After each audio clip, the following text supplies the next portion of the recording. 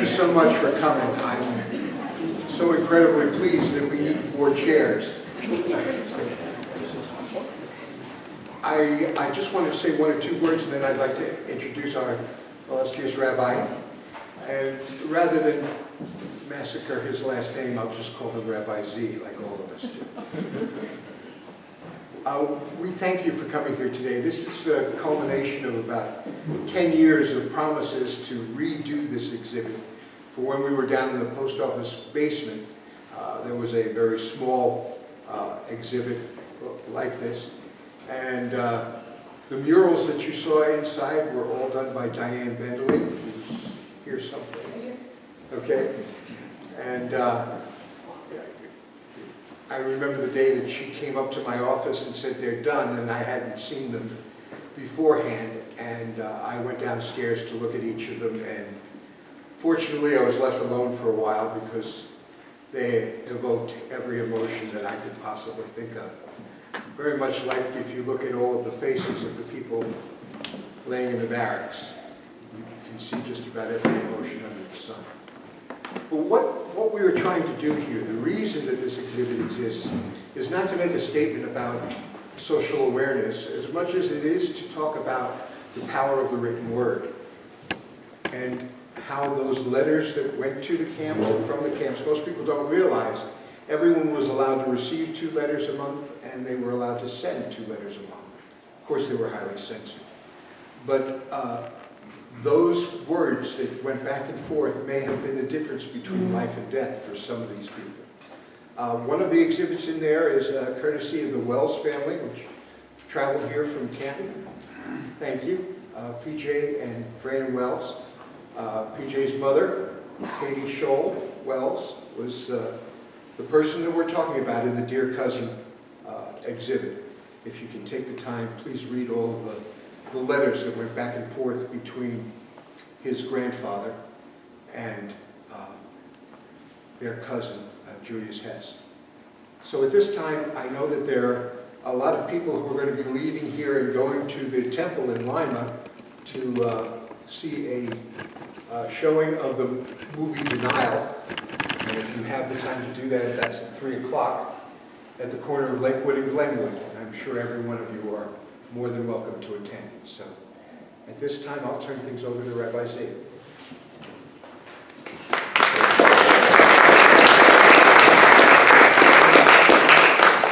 So just to clear up the record, I probably shouldn't have my name legally changed to Z, because that would be great, wouldn't it? But my name is Zilberberg. Just a little bit of background. So this is not simply some indifferent little historical memory. My parents were Holocaust survivors, both of them Polish Jews, who my mother lost most of her family in the Holocaust. My father lost all of his family in the Holocaust. And by all, imagine if you had, and some of you probably do, have 100 relatives you could tick off just from your family tree that are alive, right? At the end, my father did as well. At the end of World War II, there was not one of them except for him left. They did not die by natural causes. They were shot, killed, gassed. One of the things that I think is really sad about exhibits like this, or the Holocaust Memorial in Washington, D.C., is that here it is, World War II ended in 1945. The reality of what had happened was undisputable by 1945. Nobody in their right mind who was not a vicious anti-Semite would deny that what had happened in Germany and the occupied countries.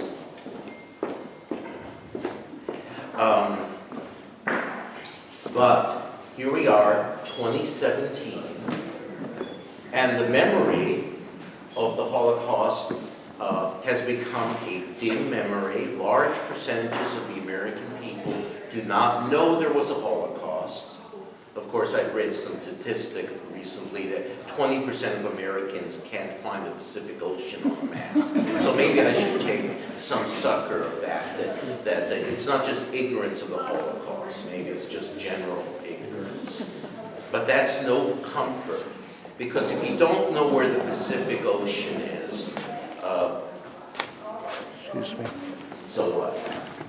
But if you do not know what happened in World War II to a group of people who had no defenders,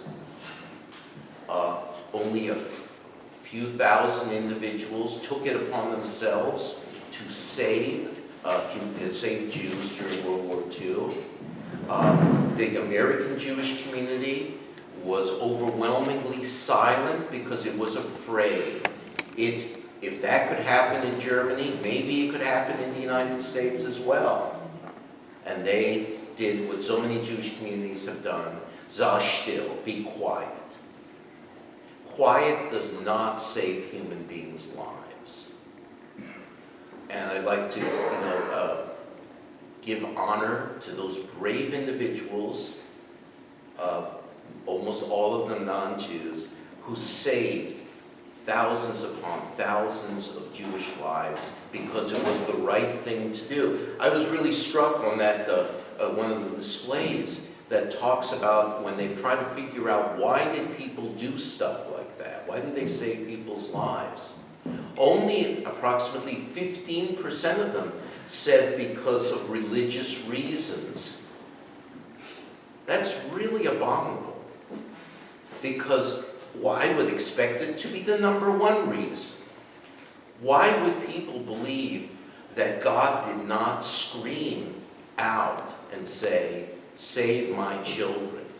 That some individuals would simply say that religion is platitudinal.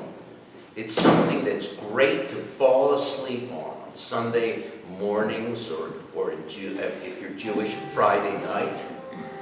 Okay. Oh, I think we got a message. Okay.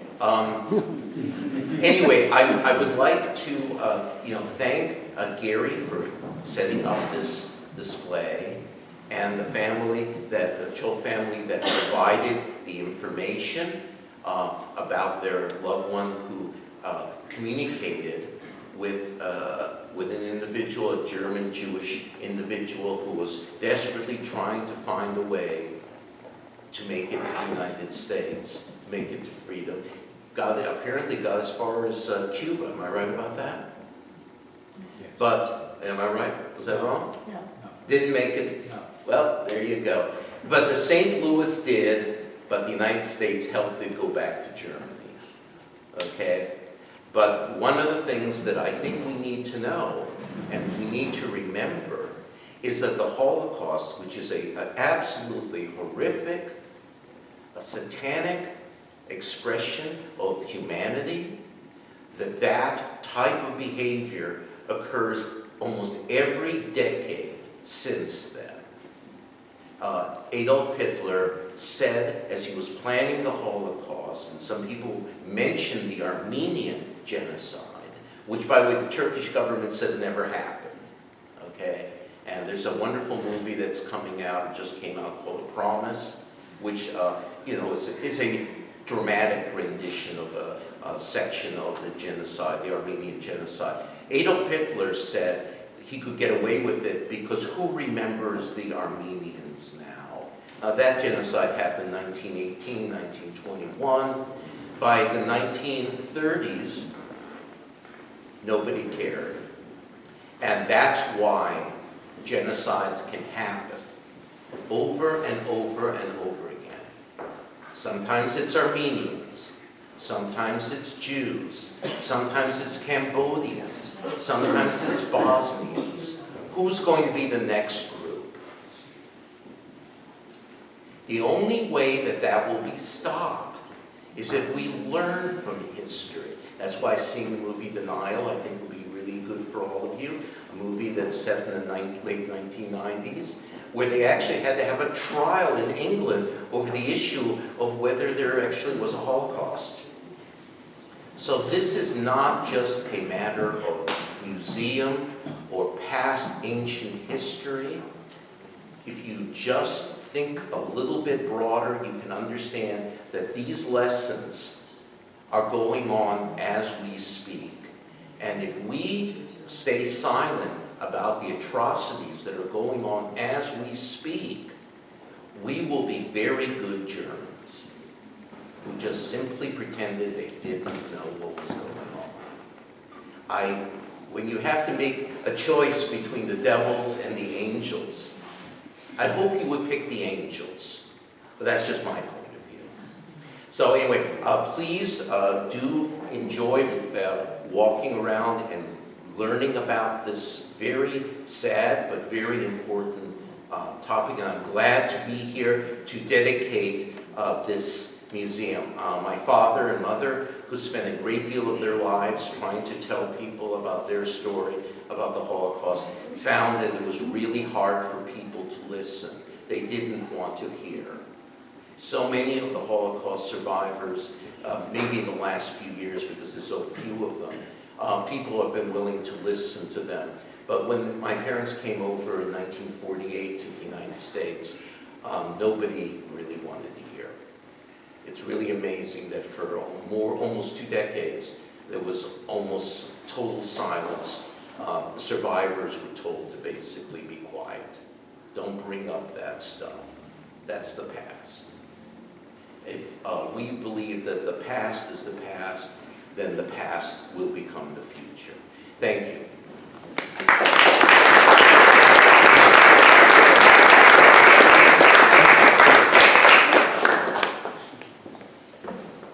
Folks, there are some refreshments downstairs, but we certainly hope that you take the opportunity to go through these exhibits as well as the rest of these exhibits downstairs.